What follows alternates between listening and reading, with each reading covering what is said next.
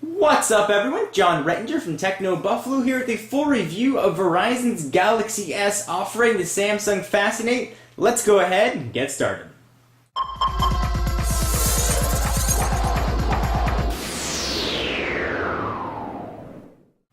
The name Galaxy S is starting to become synonymous with Android phones. It is a branding technique that is being seen across all major carriers in the US, and this is Verizon's version of it, the Samsung Fascinate. So before we jump into the review, let's go ahead and recap some of the specs and see what your about $200 on contract is going to get you. First, it's going to get you a 4-inch Super AMOLED touchscreen with a resolution of 480 by 800. What Super AMOLED means is you're going to get very darker darks, you're going to get brighter colors, you're going to get better visibility in sunlight. Essentially what it does is it takes the touchscreen mechanism on the phone and puts it actually into the glass as opposed to putting it right on top, which is going to give you a little bit better visibility overall. It features a 5-megapixel autofocus camera with flash. It's capable of shooting HD video at 720p. It's also one of the fastest smartphones around, featuring Samsung's 1 GHz Cortex-A8 Hummingbird processor, which shares a lot of architecture with Apple's A4 chip, same thing that's in the iPhone 4 and the iPad. It is running Android 2.1, commonly called Eclair, with Samsung's custom skin on it, which you see right now, called TouchWiz. Samsung has said that it will be upgraded to 2.2 Froyo in the near future. It's going to come with 2 GB of internal memory and a 16 gig micro SD card installed. It's also compatible with Verizon's 3G mobile hotspot, potentially going to turn your phone into a MiFi device. So it'll suck in Verizon's eVDO network and kick out Wi-Fi you can connect to up to 5 devices. So now that we've recapped the specs, let's talk about the phone itself. No matter how good a phone is or how many features it has or what touchscreen technology it uses, it doesn't make good phone call, it's not going to be much use to you. And it's typical to most Verizon phones that I've reviewed, call quality on the Fascinate is really fantastic. I had no white noise on my end, callers had no white noise on their end, there wasn't any popping. I experienced 0 drop calls while using this as my daily phone, and it really just worked very nicely. It almost sounds like landline quality. Something to keep in mind, this is a fantastic device. It actually was able to pull in a relatively strong signal, where I usually maybe got 1 or 2 bars of Verizon eVDO signal. Generally it's pulled in a little bit more where I am right now. Sometimes I don't get any Verizon signal and I'm getting 2 bars as we speak.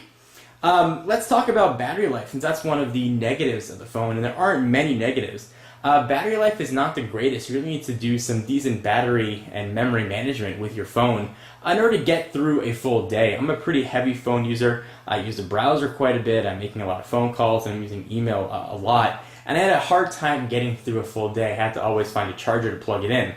One of the nice things about the Galaxy S though is it does feature a removable 1500 milliamp hour battery. So if you're a power user, you can always pick up another battery if you need and have it fully juiced and ready to go. Alright, so let's talk a little bit about TouchWiz interface. I'm sure you're probably familiar with Android and what it looks like. This is a bit different. This puts 4 rows of icons on the bottom, which are customizable, and sort of keeps them on each screen. You can go ahead and view and see each screen here, and you do have actually 7 home screens. You can choose to have more or less, but 7 are really what Samsung gives you.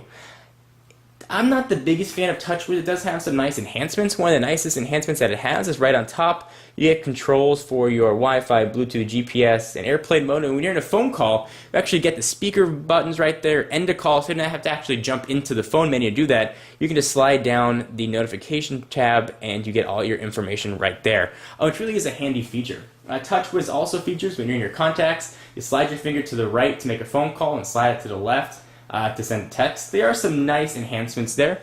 Applications look a little bit different. They're sort of encapsulated in these squares. And then go ahead and scroll through whatever you'd like. And when you download apps from the marketplace, they still show up in these squares. You can customize these pages any way that you like. The Fascinate does feature 4 capacitive buttons across the bottom. And I'm not the biggest fan of capacitive buttons. Oftentimes I had to sort of tap them twice to make sure it worked, sort of once to light it up and once to register the touch. That's a little bit of a small detriment to the Galaxy S series of devices, but certainly not a huge negative.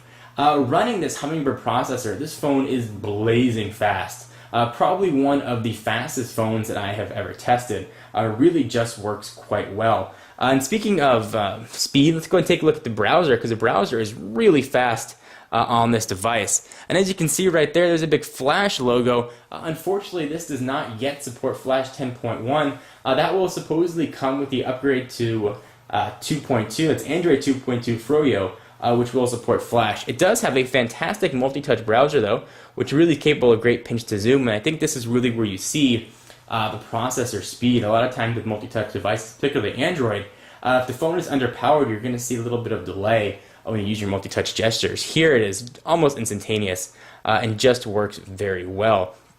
You can see probably that the screen's got a bit of a tint to it. That is one of the, I think, downsides of Super AMOLED display. It's got a bit of a blue tint to it, which is going to give you better visibility in direct sunlight. For some people, it might be a positive. For me, it sort of hinders the experience of using this gorgeous screen, but not nearly enough that would hinder it that I wouldn't want to use the device. Just something to keep in mind. It's going to make the pictures and the text look a bit warmer, I suppose. Let's go ahead and jump back here. One other thing to notice about the Samsung Fascinate is the back of it. Features a plastic back, which I found to actually come loose every now and then. If I'd actually snap it back into place, perhaps that's a problem with my review unit.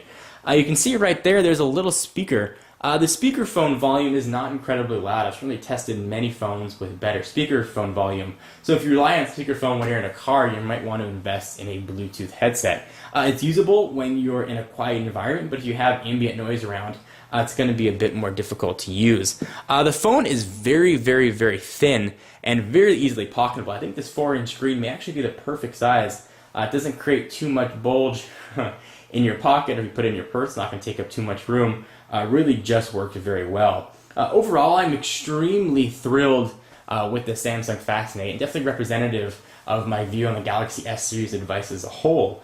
If you don't like the way this phone looks with TouchWiz, with Android being open, you can customize it to your heart's content and really make it look and feel your own, which is one of the really big selling points of Android. I've been a big fan of the phone. I enjoy the phone. I'm actually using the phone as my daily driver, and I can recommend it wholeheartedly. So on a 1 to 5 scale, I give this phone a very, very, very solid 4.75, almost 5, just due to some build quality issues. If that was fixed, this phone would be a very solid 5, and I can completely recommend this with 2 enthusiastic thumbs up. If you're a Verizon user in the market for an Android phone, you definitely owe it yourself to take a look at the Samsung Fascinate. I'm John Rettinger from Techno Buffalo. Be sure to check us out for all your tech news. I'll see you in the next video. Bye-bye.